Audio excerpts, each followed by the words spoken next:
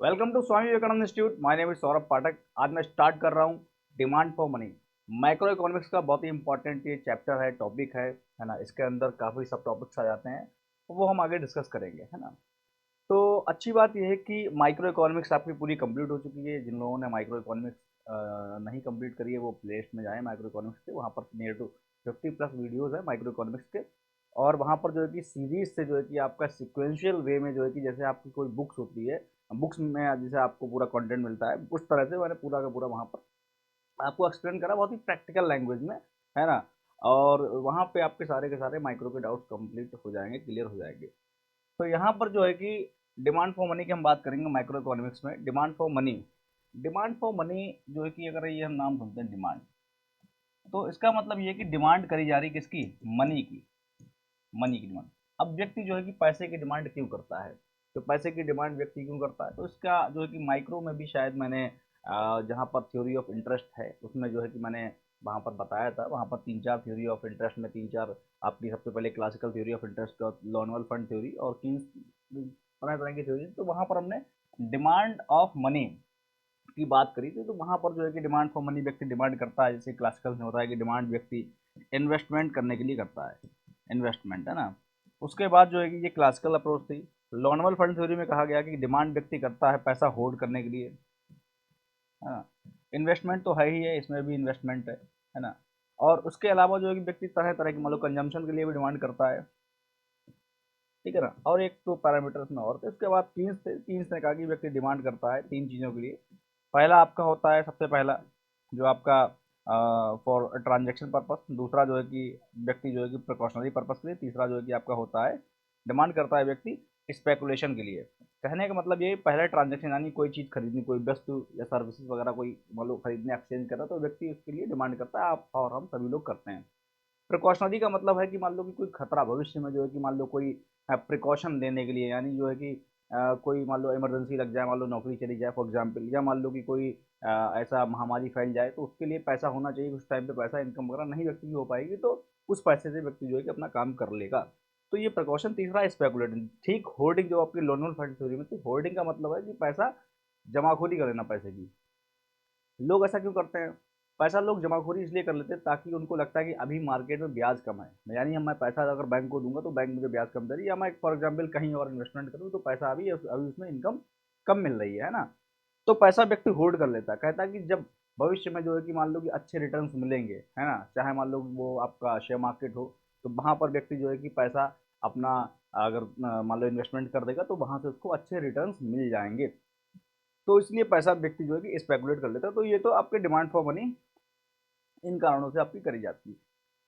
लेकिन अभी हम क्या इसमें पढ़ेंगे? अभी जो हम पढ़ने जा रहे हैं वो है आपका कि जो है कि एक्चुअल में जो है कि फंक्शन ऑफ मनी क्या होते हैं। आगे हम फर्दर बात करेंगे कि जो है कि क्लासिकल अप्रोच क्या रही डिमांड फॉर मनी के लिए, है ना, और न्यू क्लासिकल अप्रोच क्या रही। ये सारी अप्रोचेस की हम यहाँ पर बात करेंगे। फिशर्स कैश ट्रांजेक्शन अप्रोच, ये सारी हम यहाँ पर बात करेंगे। यहाँ पर जो है कि हम जो मार्शल ने क्वेश्चन दिया है डिमांड फॉर मनी का, वो हम बात करेंगे।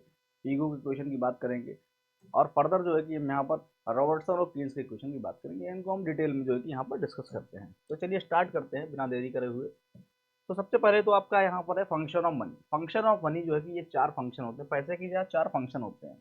पहला आपका होता है यूनिट ऑफ अकाउंट।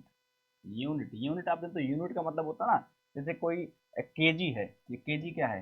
ये स्टैंडर्ड है। ये क्या है? 1 केजी, मतलब ये एक यूनिट है ना। 1 मीटर, है ना, ये आपका क्या है? यूनिट है ना, नापने का। मीटर क्या है? एक यूनिट है जो है कि नापने का, लेंथ नापने का। तो ऐसे ही जो है कि आपका ये यूनिट ऑफ अकाउंट, कहने का मतलब 1 रुपी है। अगर कोई कहते मेरे पास 100 रुपी है, तो इसका मतलब क्या हुआ कि ये जो है व्यक्ति को पता है कि 1 रुपये कितना होता है, उसकी एक उसकी वैल्यू कितनी होती है। मतलब फॉर एग्जाम्पल यहाँ पर हम उसकी अंदर की जो क्वालिटी पे ना जा करके हम उसको एज अ न्यूमेरिकल जो यूनिट है उसको हम यहाँ पर समझते हैं। हम लोग सभी लोग अंदाजा लगा लेते हैं कि 100 रुपये कितना हुआ, 1000 रुपये कितना हुआ, वैल्यू पे ना जा करके, लेकिन हम तुरंत जो है एज अ यूनिट जो है कि हम यहाँ पर उसको समझ लेते हैं, है ना। तो पहला तो आपका हो गया ये आपका यूनिट ऑफ अकाउंट, ठीक है ना। दूसरा जो है कि स्टोर ऑफ वैल्यू। मान लो कि अब ये 100 जो आपका रुपीज़ है, तो इसमें कितनी वैल्यू है आप अंदाजा लगा सकते हो कि 100 रुपीज़ इतना हुआ। मान लो कहीं एक नॉर्मल से होटल में एक थाली सादा खाना मिल जाएगा, या 100 रुपीज़ में जो है कि फॉर एग्जाम्पल मान लो कि आप कहीं गए तो आपको जो है कि दो चार लोग बैठ के दो चार पाँच कप चाय पी सकते हैं, है ना। तो इस तरह से आप इतना अंदाज़ा लगा सकते हो कि इसमें कितने इसकी वैल्यू है। तो यानी स्टोर ऑफ वैल्यू उसके अंदर होती है ना। उसके बाद medium of exchange, medium of exchange मतलब अब इसके अंदर स्टोर वैल्यू, तो इसीलिए आप उसको एक्सचेंज के तौर पे आप यूज़ करते हो, है ना। कहने का मतलब जो कि पहले बार्टर सिस्टम चला करता था, बार्टर सिस्टम में मेरे पास मान लो कि ये पेन है, आपके पास फॉर एग्जाम्पल कुछ भी एक कप चाय है, तो मुझे लगा कि मुझे चाय की बहुत ज़रूरत है, तो आपको पेन की ज़रूरत, तो मैंने आपको पेन दे दी, आपने मुझे चाय दे दी। तो ये ऐसा होता था पहले। लेकिन जो है कि अब पैसे को इंट्रोड्यूस कर दिया गया, पैसा एज ए स्टैंडर्ड आ गया है, और उसको ही जो है कि मीडियम ऑफ एक्सचेंज यूज़ करा जाने लगा है। ये नॉर्मल सी बात है, 10th 12th में और बहुत बचपन से आप लोग पढ़ते आ रहे हो इकोनॉमिक्स में ये, है ना। तो पैसा जो है कि आपका मीडियम ऑफ एक्सचेंज है ना।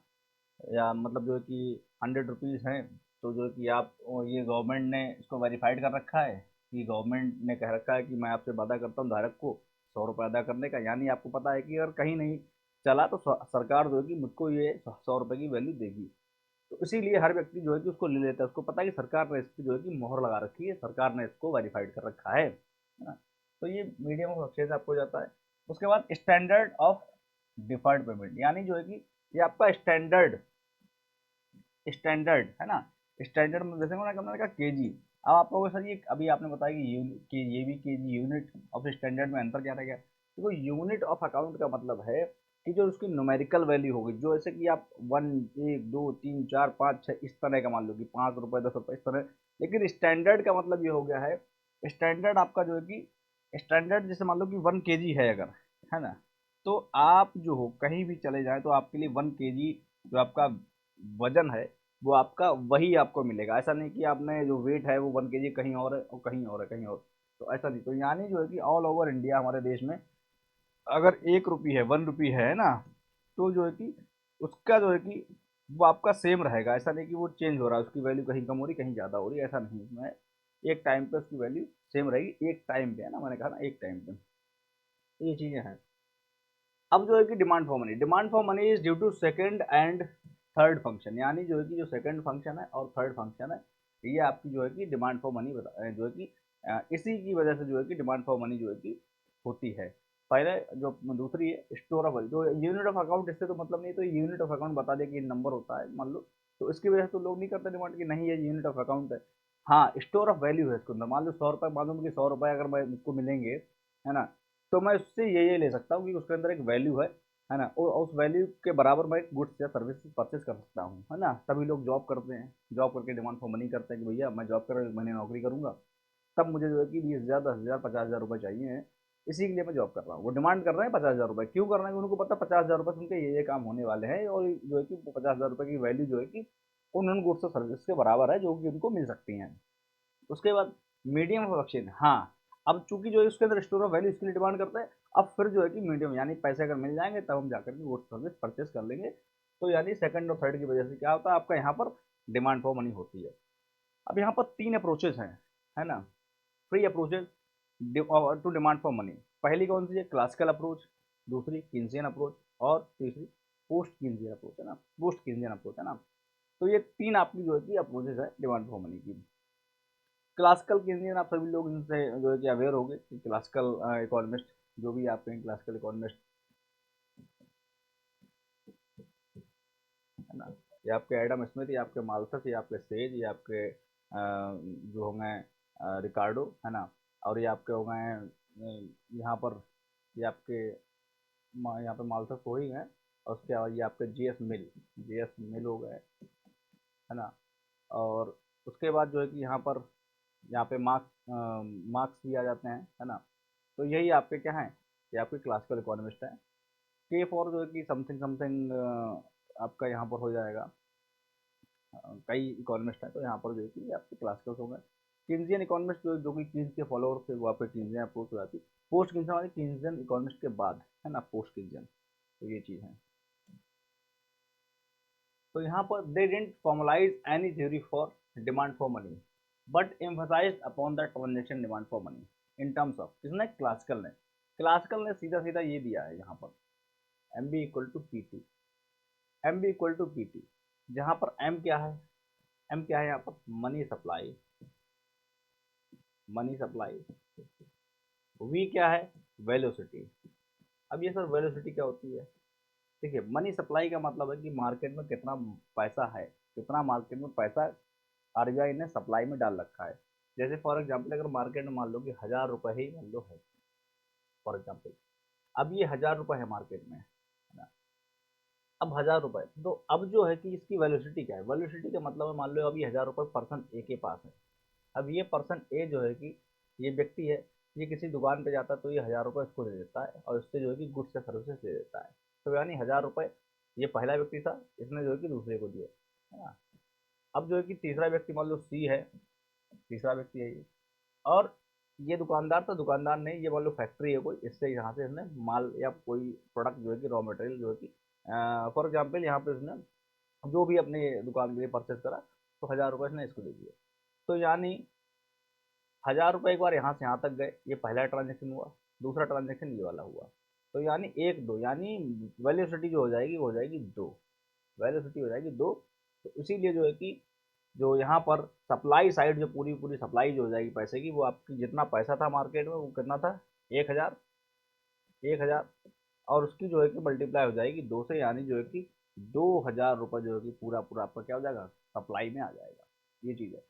और ये 2000 रुपये किसके बराबर है, जो प्राइस है, प्राइस जो भी कॉमोडिटी होगा, है ना, उसके बराबर इंटू टी, मतलब होता है जो जितना गुड्स है, जितना गुड्स है मान लो कि जो मार्केट में गुड्स और सर्विसेज है ना, यहाँ पर लिख रखा होगा total amount of goods and services exchange for money. यानी जो है कि टोटल अमाउंट ऑफ गुड्स, मान लो कि अब ये भाई जितना ये सब खरीदारी हुई है, ये सब गुड्स और सर्विसेज की तो खरीदारी हुई है ना। तो यहाँ पर क्या है कि ये पी जो है, फॉर एग्जाम्पल मान लो कि 500 रुपये, ये मान लो प्राइस है, और 4 गुड्स और सर्विसेज होगी यहाँ पर, है ना। तो ये 2000 रुपये यही होंगे। तो इसीलिए जो है कि M B equal to P T हो गया है ना।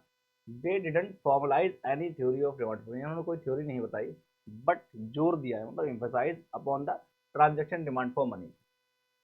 इन्होंने किस पे जोर दिया है, transaction demand for money in terms of velocity of circulation of money, in terms of velocity of circulation of money which is based upon the medium of exchange function of money. ये वाली इन्होंने जो है कि velocity पे depend जो है कि जोर दिया है ना इस पे, और जो कि डिपेंड करती है किस पे, आपकी velocity of circulation of money, है ना, विच is based upon the medium of exchange of function of money. यानी जो है कि भाई अगर एक्सचेंज है तभी तो ये पैसा यहाँ से यहाँ जा रहा है, एक्सचेंज ही तो हो रहा है ये, तभी उसी इसी वजह से आपकी यहाँ पर वेलोसिटी निकल के आ रही है। तो यहाँ पे आपका जो है कि ये फिशर जो है कि ये फिशर ने यहाँ पर जो है कि ये दिया है M B equal to P T, और फिर फिशर जो है कि आपके क्लासिकल इकोनॉमिस्ट थे, तो उन्होंने जो है कि M B equal to P T, ये बहुत नॉर्मल से आया, आप 11 12 से पढ़ते हुए आ रहे होगे। बस यहाँ पर जो आगे चल के जो फिशर ने जो है कि इसको एम डैश वी डैश जोड़ दिया, वो अभी हम आगे यहाँ पर पढ़ेंगे, जो कि कैश ट्रांजेक्शन अप्रोच में आ जाता है ना। ये सब आप पढ़ लीजिएगा, PT determined by the full employment. यहाँ पर जो है कि फुल एम्प्लॉयमेंट लेवल माना गया है, mentioned bye says law. Says law क्या है कि supply creates its own demand, supply जो है कि कितनी हो जाए वो अपनी डिमांड अपने आप बना लेती है। That is money demand equal to PT. Money demand यह किसके बराबर है, पीटी के बराबर है ना।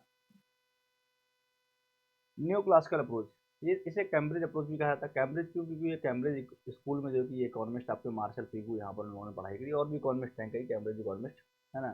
Cambridge demand for money is M D equal to K Y. जो कैम्ब्रिज की डिमांड फॉर मनी है वो है आपकी एम डी, यानी money demand equal to K Y. बात वही है जो आपने जो है कि M B equal to P T अभी आपने पढ़ा। तो यहाँ पर एम बी जो है कि एक टोटल टोटल क्या हो गया था, यहाँ पर मनी सप्लाई, जो भी सप्लाई ऑफ मनी हो गई थी ये, है ना। सप्लाई सप्लाई साइड हो गया था कि कितनी टोटल अगर देखा जाए तो पूरी सप्लाई कितनी आ रही है ना। अब चूंकि जो है कि इक्विलिब्रियम में money supply equal to money demand होता है, तो ये इसको जो है कि हम क्या लिख सकते हैं, पूरा पूरा एमबी को मनी डिमांड लिख सकते हैं, मनी डिमांड हम लिख सकते हैं ना। अब जो है कि पीटी जो है कि पीटी यहाँ पर क्या है, के वाई है। अब देखिए यहाँ पर के वाई, यहाँ पी क्या था, प्राइस था, टी कितना था, amount of goods and service. अब यहाँ पर देखिए के क्या है, constant fraction indicating real money income. देखिए real money income, P Y which people wishes to hold in cash and demand deposit, जो कि लोग जो है कि अपने पास रखना चाहते हैं, है ना। और जो है कि वाई क्या है, मनी ऑफ नेशनल इनकम, यानी जो है कि जो नेशनल इनकम जो है कि उसका जो है कि ये पैसा है। वेयर पी जनरल प्राइस अब देखिए यहाँ पर आ गया ना पी वाई, तो यहाँ पे अगर हम वाई को अगर पुट कर दें यहाँ पर पी वाई, एंड वाई क्या है यहाँ पर रियल इनकम है, तो यहाँ पर हमने ये इसको जो है कि ये वाला ये वाई है, इसको हमने लिख लिया पी वाई। और के क्या है यहाँ पर, के यहाँ पर क्या है indicating real income P Y. तो यहाँ पर अगर देखा जाए तो सिमिलरली जो है कि मनी डिमांड जो है कि वो आपका ये पी देखो ये आ गया है, और पी था total goods in the economy. तो यहाँ पर जो है कि ये अगर वाई है तो ये प्राइस है आपका, और उसके बाद वाई एक्चुअल में क्या होता है आउटपुट होता है। वाई क्या होता है आउटपुट होता है, तो आउटपुट यानी गुड्स और सर्विसेज, तो वो भी कुल मिला के आपका यहाँ पर जो है कि ये आपका टी के बराबर हो जाएगा। तो कुल मिला के बात वही है यहाँ पर, है ना, तो बात कुल मिला के वही है, बस उसको थोड़ा घुमा के लिख दिया गया, लेकिन हाँ आपको याद ऐसा का ऐसे ही करना है। आपको जो है कि याद जो है ना वो उसको आपको ऐसा का ऐसे ही याद करना है ना, कि जो है कि ये किसकी अप्रोच है, ये फिशर इक्वेशन ऑफ एक्सचेंज है, या ये नियो क्लासिकल अप्रोच है। न्यू क्लासिकल अप्रोच यानी क्लासिकल अप्रोच क्या थी आपकी एम डी एम आपकी जो है कि M B equal to P T, ये आपकी क्लासिकल अप्रोच।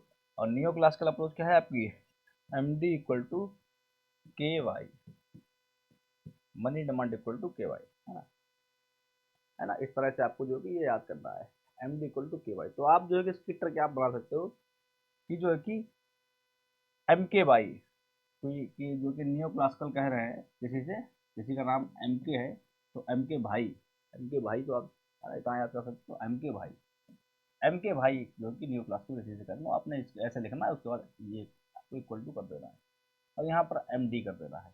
इतना आपको याद रखना है। क्लासिकल तो आपको पता ही है कि भाई M B equal to P T, आपको हमेशा याद है। न्यू क्लासिकल करना है कि एम के भाई, है ना, पहला हम उठाया एम के भाई, इतनी बात कर रहे हैं उसको आपको तुरंत याद आ जाए, क्योंकि जो है कि कन्फ्यूजन हो जाता है, क्योंकि अभी आप आगे जो कि सारे क्वेश्चन पढ़ोगे तो वहाँ पर कोई ना कोई आपको कन्फ्यूजन हो जाएगा, है ना। तो इतना आपको याद रखना है एम के वाई, ठीक ना। और जो है कि ये वाई जो है ये आपका हो जाएगा पी वाई, टोटल आपकी जो नेशनल इनकम है आप कह सकते हो, तो आपका प्राइस इंटू जो आपका आउटपुट है उससे मल्टीप्लाई करते हो तो आपकी नेशनल इनकम बन जाएगी, ठीक है ना। फिशर्स कैश ट्रांजेक्शन अप्रोच, मैंने बताया ना कि फिशर ने जो कि ये क्या देता है M B equal to P T दिया था ना, ये आपका M B equal to P T. तो इन्होंने कहा कि जो एम बी है, एम है ये मनी सप्लाई है, ये वेलोसिटी है, ये प्राइस लेवल है, ये टोटल गुड्स और सर्विसेज है। तो इन्होंने कहा कि ये जो है ये है आपकी फॉर एग्जांपल ये आपका यहाँ पर टोटल सप्लाई, ये आपकी सप्लाई साइड है, सप्लाई साइड है, और ये आपकी डिमांड साइड है, डिमांड साइड। तो इन्होंने कहा कि सप्लाई साइड में ऐसा नहीं कि यही पैसा है, कि जो है कि मार्केट में जो मनी सप्लाई और जो वेलोसिटी यानी जो ट्रांजेक्शन हो रहे हैं उससे मल्टीप्लाई इसको कर दो। इन्होंने कहा ऐसा नहीं है, ऐसा भी होता है कि लोगों ने कुछ पैसा अपनी बैंक में भी तो रख रखा है ना, कुछ पैसा लोगों ने अपनी बैंक में डिपॉजिट कर रखा है, सेविंग के तौर पर कर रखा है, और वो पैसा बैंक ने कहीं ना कहीं आगे इन्वेस्टमेंट के लिए लोगों को दे रखा है।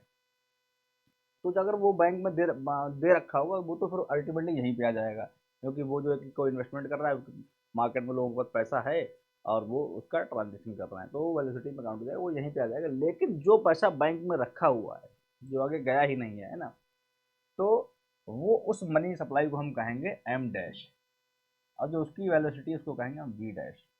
तो यानी उन्होंने कहा कि इसमें जो है कि एम डैश, इसमें हम जोड़ देंगे एम डैश वी डैश, हम इसमें और जोड़ देंगे, इसमें हम एम डैश और वी डैश हम इसमें और जोड़ देंगे, तब जो है कि ये हमारा पूरा पूरा हो जाएगा सप्लाई साइड, और जो कि पीटी जो कि अभी डिमांड साइड है।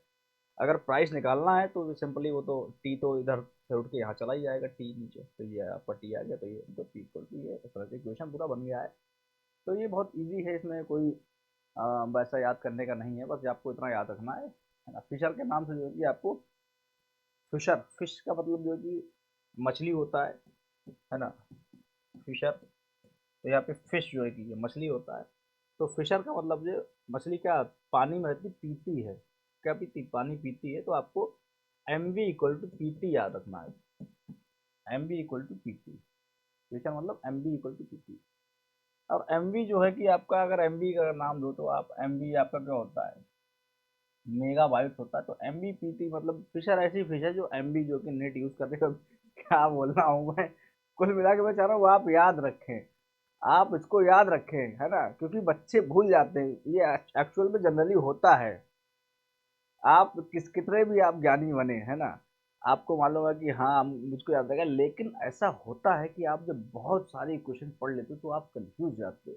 ऐसा होता ही नहीं होता, आप मुझे बताइए कमेंट में, है ना, ऐसा होता है। तो इसलिए जो है कि आपको जो है कि ये याद रखना है। तो ये सारी बातें अगर मैं कर रहा हूँ और आपने दोबारा इसको याद भी नहीं करा, तब भी आपको याद रहेगा कि जो है कि फिशर फिश मतलब है पीटी का सर एक आता है, एमडी पीटी, तो आपको तुरंत याद आ जाएगा। तो ये चीज़ें हैं कुछ, तो इसलिए मैं जानबूझ के या मतलब नोइंगली ये सब बातें कर रहा हूँ। This depicts that price level varies directly as quantity of money, जो कि इक्वेशन के द्वारा ये बताया गया है ना। तो यहाँ पर जो है कि आपका ये आपका फिशर का कैश ट्रांजेक्शन अप्रोच जो है कि आपका ये हो गया है कैम्ब्रिज कैश ट्रांजेक्शन अप्रोच, है ना। अब जो है कि जो कैम्ब्रिज, अब ये आपके मार्शल, पीगू, कीन्स और रॉबर्टसन, ये आपके कैम्ब्रिज इकोनॉमिस्ट थे, क्योंकि ये कैम्ब्रिज स्कूल में इन्होंने स्टडी करी है। हालांकि जो है कि कीन्स का आपको अपना मत पता है, इन सबका ये न्यू क्लासिकल है, इनका सबका अपना अपना अलग अलग मत और चीज़ों में रहता है, लेकिन यहाँ पर जो है कि इनके साथ में इकट्ठी बात इसलिए करी कि ये कैम्ब्रिज इकोनॉमिस्ट थे। दे मेंशन्ड मनी सप्लाई, इन्होंने क्या कहा, मनी सप्लाई क्या है, एक्सोजीनियस है। मैंने कहा था ना कीन्स ने क्या कहा था, कीन्स ने जब जो है कि अपना थ्योरी ऑफ इंटरेस्ट हमारे बताया था कीन्स का इस तरह से, ये मनी सप्लाई की उसने कहा कि ये मनी सप्लाई है। और यहाँ पर इन्होंने कहा कि तीन जो है कि डिमांड फॉर मनी के तीन जो है कि वहाँ पर मोटिव होते हैं, आपका ट्रांजेक्शन अप्रोच, प्रिकॉशनरी और स्पेकुलेटिव, ठीक है ना। इस तरह से मैंने यहाँ पे कहा था, ये आपका था रेट ऑफ इंटरेस्ट, ये आपका था मनी सप्लाई। तो यहाँ पर जो है कि तीन मैंने बताए थे इस तरह से। तो फर्दर जो है कि ये इस तरह से बन गया था ऐसे करके, और ये आपका इक्विलिब्रियम। तो ये आपने यहाँ पर तो मैं ये बताना चाह रहा हूँ कि ये मनी सप्लाई जो कि इसने कहा था ये कांस्टेंट रहती है, एक्सोजेनियस होती है, जो कि आरबीआई डिसाइड करता है और कुछ नहीं। तो इन्होंने सिमिलरली इसको ऐसा मान लिया था, बाकी इकोनॉमिस्ट ने जो क्लासिकल ने इसको जो है कि ऐसा माना हुआ था। तो यहाँ पर जो है कि ये इकोनॉमिस्ट जो कि ये नियो क्लासिकल है, मार्शल, पीगू, तो कीन्स, इन लोगों ने क्या करा, ये कैम्ब्रिज इकोनॉमिस्ट, इन्होंने कहा कि जो मनी सप्लाई है वो एक्सोजेनियस है, ठीक है ना। सो दे डिस्कार्डेड, डिस्कार्ड इन्होंने कर दिया the concept of velocity of money. इन्होंने जो है कि वेलोसिटी ऑफ मनी के कॉन्सेप्ट को क्या कर दिया, डिस्कार्ड कर दिया है।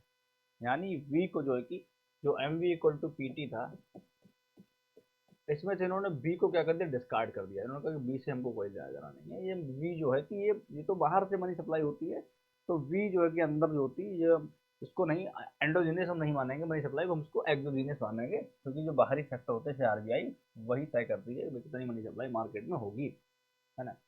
दे mention that it is only demand for money that plays a role of determining the value of money, है ना। इन्होंने कहा कि ये केवल और केवल डिमांड फॉर मनी है जो प्ले करती है role determining the value of money.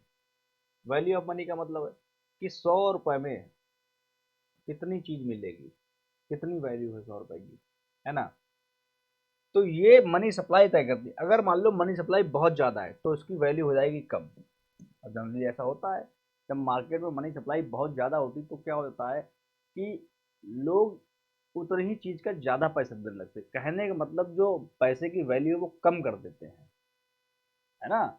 और जब मार्केट में मनी सप्लाई बहुत कम होती, बहुत तंगी, तो व्यक्ति जो है कि कम चीज़ के लिए भी जो है कि ज़्यादा पैसा, या मतलब जो है कि ज़्यादा चीज़ के लिए भी कम पैसा नहीं देता, क्या बोल रहा हूँ, ज़्यादा चीज़ के लिए भी जो है कि पैसा कम ही देता है। कहने का मतलब उसकी वैल्यू वैल्यू जो है मनी की वो बढ़ा देता है। तो ये चीज़ है। तो व्हेन मनी डिमांड राइजेस, जब मनी डिमांड राइज होता है, people reduce their expenditure to have more cash, है ना।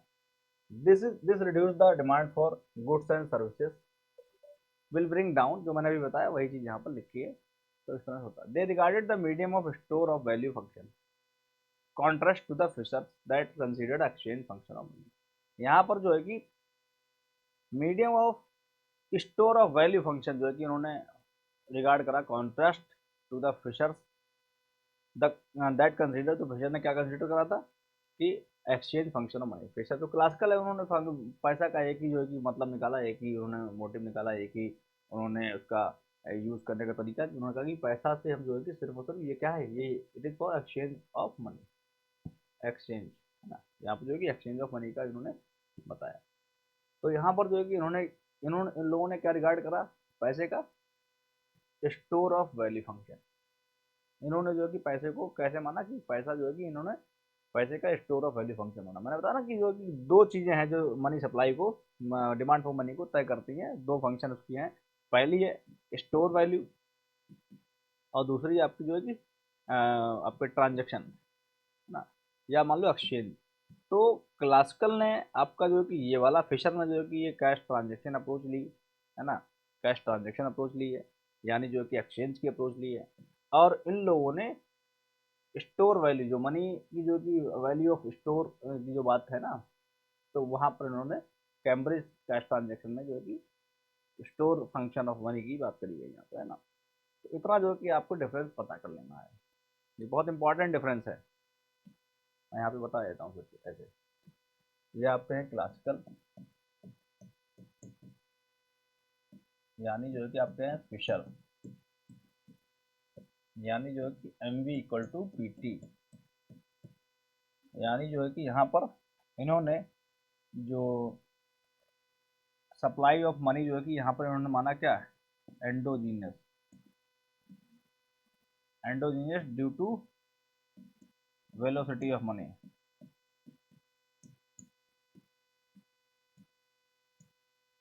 Due to velocity of money है ना। और जो ये चीज़ इन्होंने मानी, उसके बाद जो है मैं क्या बता रहा था, सबसे ये मैंने बनाया क्यू चार्ट, उसीलिए तो बनाया था जो मैं कहने जा रहा था। यहाँ पर जो है कि अभी क्लासिकल हो गए, यहाँ पर है नियो क्लासिकल, नियो क्लासिकल, या आप कह लो कि नियो क्लासिकल तक ही सीमित ना करके यहाँ पर कैम्ब्रिज इकोनॉमिस्ट, कैम्ब्रिज इकोनॉमिस्ट है ना। तो यहाँ पर जो है कि यहाँ पर जो है कि आपके मार्शल, पीहू, कीन्स, रॉबर्टसन, ये लोग आ गए। तो यहाँ पर इन्होंने अपना जो है कि अपना अलग अलग इन्होंने दिया है ना। मार्शल ने दिया है एम के वाई, यहाँ पर जो है कि money demand equal to M K P, Marshall ने दिया है, पी को ने दिया है money demand equal to M K Y, Keynes ने अपना दिया, रॉबर्टसन ने दिया है अपना। तो अब जो हम आगे डिस्कस करेंगे है ना। इन्होंने माना है एक्सोजीनियस, एक्सोजीनियस माना है इन्होंने है ना, क्योंकि जो मनी सप्लाई वो एक्सोजीनियस है और कांस्टेंट रहती है ना। तो ये चीज़ उन्होंने इस तरह से, ये डिफरेंस है। मैं कुछ फंक्शंस का बताने वाला था, मैंने क्या कहा था कि यहाँ पर, हाँ यहाँ पर जो है कि स्टोर वैल्यू जो है कि यहाँ पर जो है कि इन्होंने, यहाँ पर जो है कि इन्होंने मनी को, पैसे को माना क्या, एक्सचेंज है ना, function of exchange of money, exchange of money. इन्होंने जो है कि क्या माना, स्टोर वैल्यू ऑफ मनी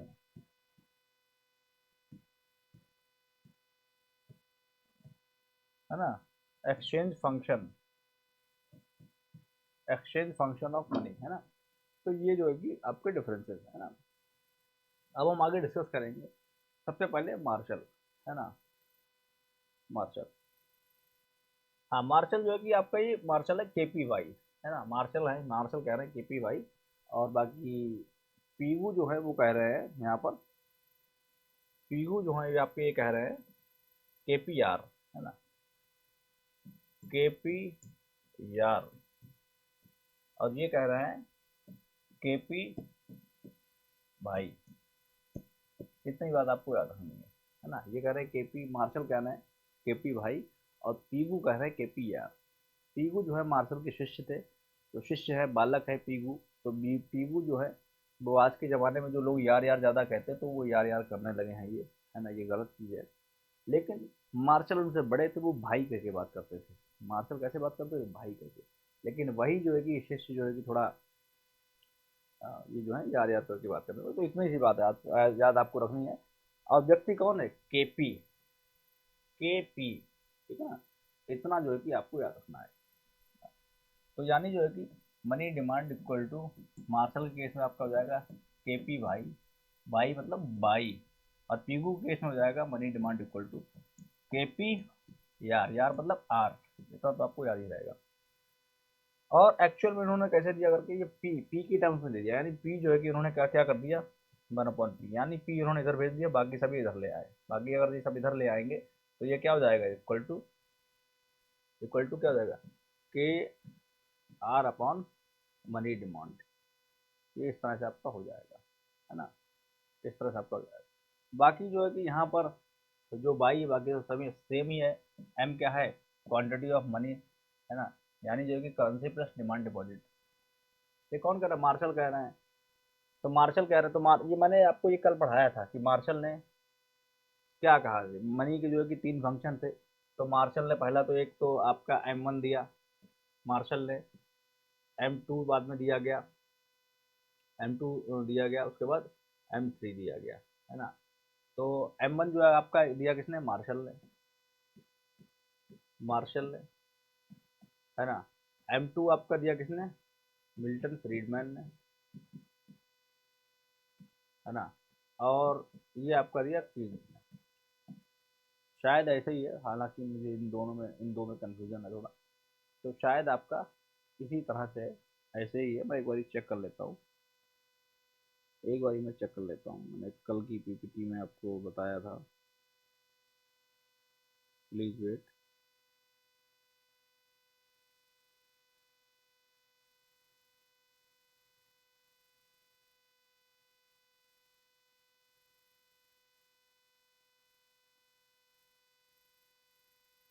यहाँ पर जो है कि आपका दूसरा मिल्टन फ्रीडमैन ने दिया है, और तीसरा, अच्छा, पहला दिया कीन्स ने, ठीक है, पहला कीन्स ने दिया है, और गुडले और शो ने दिया है। ये सही है, ये वाला, ये मिल्टन फ्रीडमैन ने है, ये सही है बिल्कुल।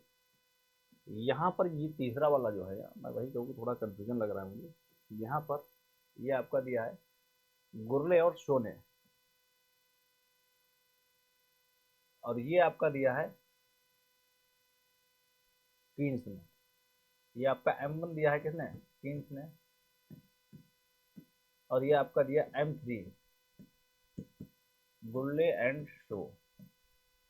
ये आपके जो कि M1 supply, money supply, M2 से money supply, M3 money supply, ये सारे जो है कि अलग अलग इकोनॉमिस्ट ने जो है कि पहले दिए। उसके बाद आरबीआई ने 1977 से M1, M2, M3 और M4 तक की मेजर दिए हैं, ठीक है ना। तो ये M1 जो है कि यहाँ पर किंग्स, यहाँ पे ये किंग्स ने कह दिया कि जो है कि ये currency plus demand deposit of commercial bank. Friedman ने कह दिया कि ये M1 तो है ही है, इसके अलावा जो है कि इसमें और चीज़ें इसमें आपकी जुड़ जाएंगी। मिल्टन फ्रीडमैन ने कहा, मिल्टन से टी से याद आ गया, इन्होंने टाइम डिपॉजिट कहा था, यानी इन्होंने कहा कि M1 जो है वो M1 में प्लस कर दो टाइम डिपॉजिट, है ना, किसके, कमर्शियल बैंक के, है ना। तो ये मिल्टन ने कहा। और तीसरा जो है कि गुरले, और इन्होंने कहा ये आपका ब्रॉडर है और ये आपका ब्रॉडेस्ट है। यहाँ पर जो है कि M3 में कहा गया कि ये जो है कि M2 के साथ जोड़ दो। इन्होंने और बता दिया कि उन्होंने कहा कि M2 के साथ जोड़ दो आप सेविंग, जो आपके डिपॉजिट है with saving bank, deposit with saving bank जोड़ दो। ये जो है कि इन्होंने इतनी सी बात कही। हालांकि ये पूरा इससे अलग टॉपिक है, लेकिन मुझे ये याद आ गया कि हाँ, इसमें जो है कि इस वाले केस में उन्होंने कहा ना कि ये क्वांटिटी ऑफ मनी जो है कि करेंसी प्लस डिमांड डिपॉजिट में इन्होंने लिया है, क्वांटिटी ऑफ मनी, यानी जो कि इन्होंने M1 मेजरमेंट लिया है। प्राइस लेवल, पी क्या है, प्राइस लेवल, वाई क्या है, एग्रीगेट रिटेल इनकम, क्या के क्या है, proportion of aggregate real income and held by the people in cash. ठीक है, तो ये जो है कि मार्शल ने दिया है, और यहाँ पर पी, तो यहाँ पर डिफरेंस क्या है, यहाँ पर ये वाई है और यहाँ पर ये क्या है, आर है। तो यहाँ पर जो है कि वाई हम क्या समझे, यहाँ पर वाई क्या कह रहा है, एग्रीगेट रियल इनकम, और यहाँ पर आर क्या है, टोटल रियल इनकम। बस इतना डिफरेंस है। यहाँ पर जो है कि एग्रीगेट रियल इनकम किसने लिया है, मार्शल ने लिया है, और जो आपकी टोटल रियल इनकम है, यहाँ पर ये पी लिया। बस इतना ही डिफरेंस है दोनों की क्वेश्चन, और कोई डिफरेंस नहीं है इतना। तो मैं देखता हूँ क्लास कितना टाइम होता है, 34 मिनट्स होंगे। चलिए, मैं हाफ एन आवर की क्लास कोशिश करता हूँ कि उससे ज़्यादा ना जाए, क्योंकि बड़ी क्लास में जो है कि आप लोग भी बोर होने लगते हो, और तो इसीलिए जो है कि मैं छोटी क्लास लेकर के चलता हूँ इस बार। हालांकि पहले की क्लासेस 1 घंटे की रही हैं। चलिए, मैं जो है कि नेक्स्ट लेक्चर में आपसे मिलता हूँ, नेक्स्ट लेक्चर में मुलाकात करता हूँ। आगे की जो चीज़ें हैं वो मैं यहाँ पे आपसे डिस्कस करूँगा, ये सारी चीज़ें, है ना, बाउमर्स की अप्रोच वगैरह। ठीक है, मिलते हैं नेक्स्ट सेक्शन में। तब तक के लिए thank you, take care, goodbye. Exam है आपका जून में, प्रैक्टिस करते रहिएगा। कोई दिक्कत समस्या डाउट हो तो आप मुझसे पूछ सकते हैं। Thank you so much.